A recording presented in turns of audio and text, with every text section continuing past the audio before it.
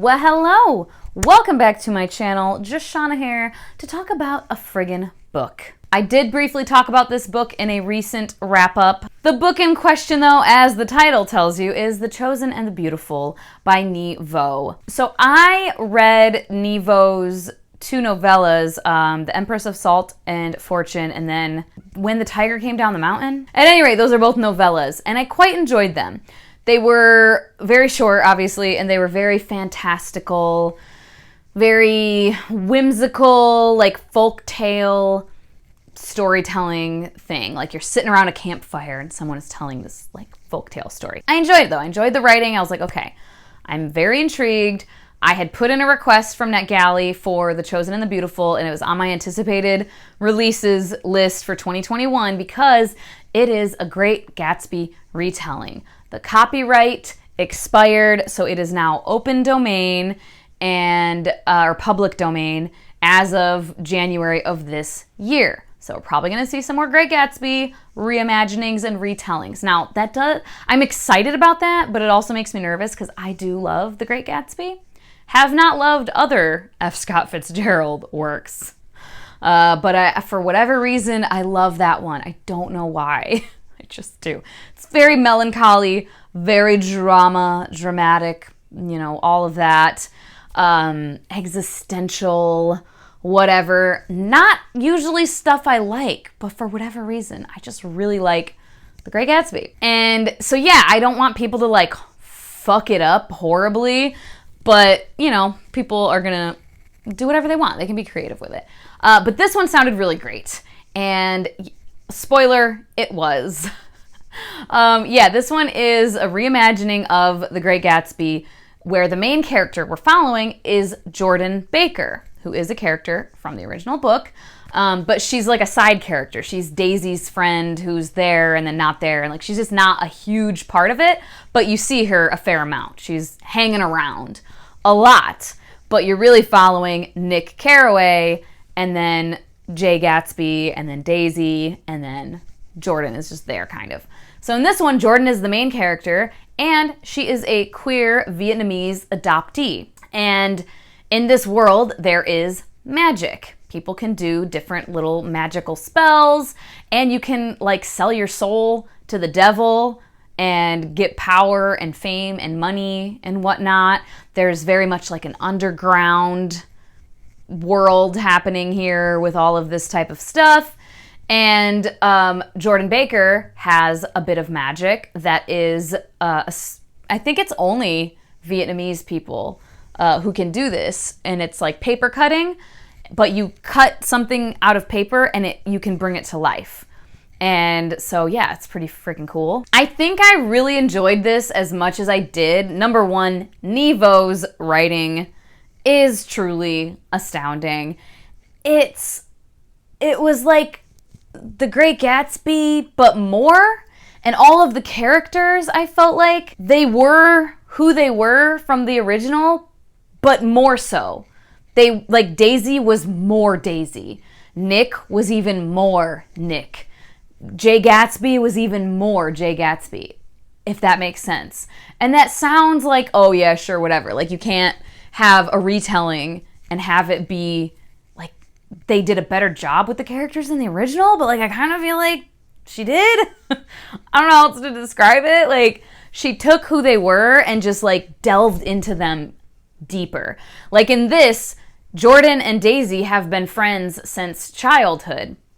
Since like middle school age, at least.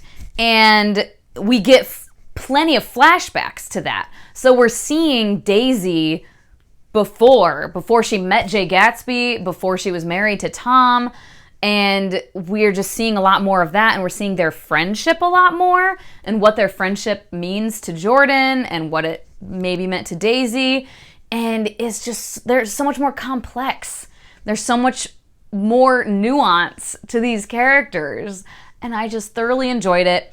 And we have a lot of characters who are queer. It's in this world, it's just kind of people are queer, and it's not a thing necessarily.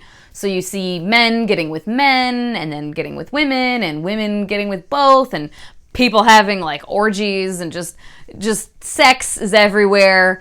in kind of the underground part of the high society. And then we have the nuance obviously added with Jordan Baker's character. She's much more interesting. She is still, a little semi-famous athlete, but that's like very minimal part. And honestly, the magic is pretty minimal too. You only really see her doing magic a few times. But yeah, she is queer and she is Vietnamese and she was adopted.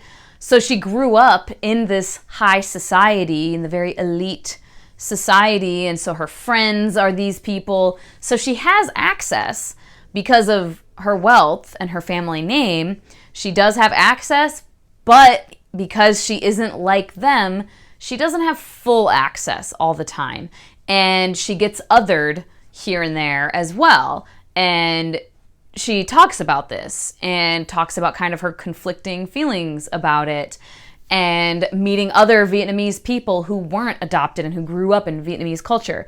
And yeah, it was just, I thought it was very interesting. I obviously can't speak to the representation in that regard, but it just definitely made Jordan Baker a more nuanced character and more interesting character. I'm gonna try to find a couple quotes that aren't spoilery for anything.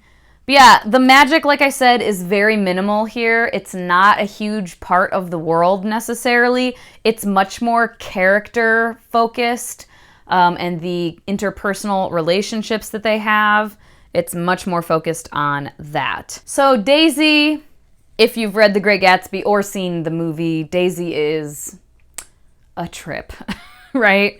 She is so flighty and ethereal and just like flowing through life, just like being silly and frivolous and kind of like just weird sometimes. You're like, what are you talking about? Anyways, so Daisy is being Daisy and being a little extra. And Jordan is thinking and says, I was meant to be Daisy's best friend, and I didn't know this version of her. This version of her felt like a gun primed to fire. Oh, love that description. Love that description of like that tension of like, shit is gonna pop off with this person behaving this way. Oh, this is great.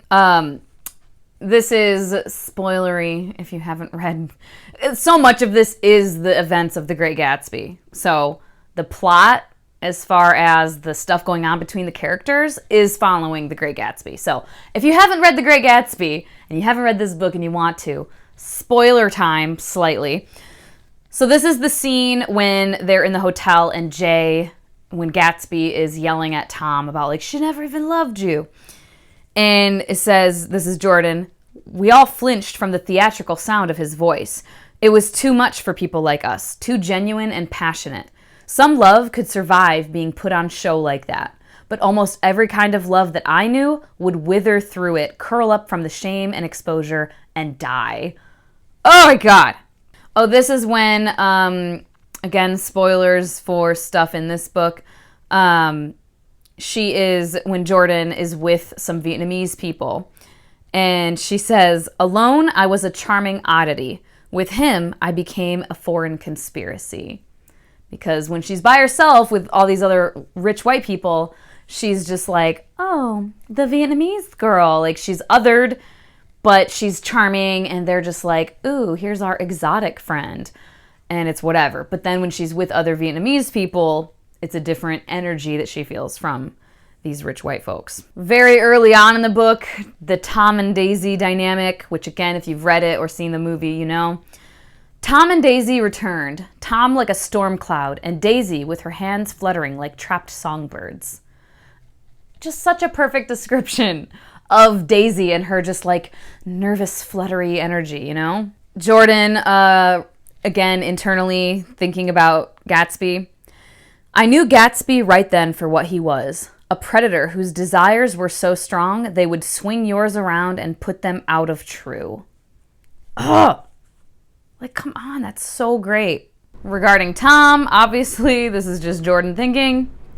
Tom was like a hulking stone that some great hand had set down in the world, and it was the responsibility of others to move around him. They would look at each other, reach for each other, crashing together in a way that could have set the entire world deaf if they could only hear it. This is again Jordan talking about Gatsby. I knew that there was something empty in him before, but now I could see that it wasn't empty all the time. Now there was a monstrous want there, remorseless and relentless, and it made my stomach turn that it thought itself love. Ugh, God, love that! Like, she sees the toxicity from a mile away, and is like, this isn't love at all. But Daisy, Daisy, Daisy. So yeah, those are just a few quotes, but there were honestly so many. I went and I pre-ordered this book. I think it comes out soon? I'm the worst. I'll put it on the screen when it comes out. But yeah, if you can deal with a slower paced, character-driven Gatsby retelling where, again, like I said, the plot of the Great Gatsby is here. You're just following Jordan instead, and you're seeing her going off and doing other things in between different scenes, right? But like the major scenes are all here. The major things that happen in the Great Gatsby are all here. And these characters are just so great. It's this very melancholy, ethereal atmosphere to everything. Oh God, the vibes were immaculate. I cannot stress this enough. And this ended up being my first 5-star book of the year. I cannot wait to get my physical copy and reread it at some point and tab that bitch up. I just thoroughly enjoyed it, and I very much look forward to anything else Nevo does in the future. As always, thank you so much for your time. Hope you guys have a wonderful day, and I will talk to you later. Bye-bye.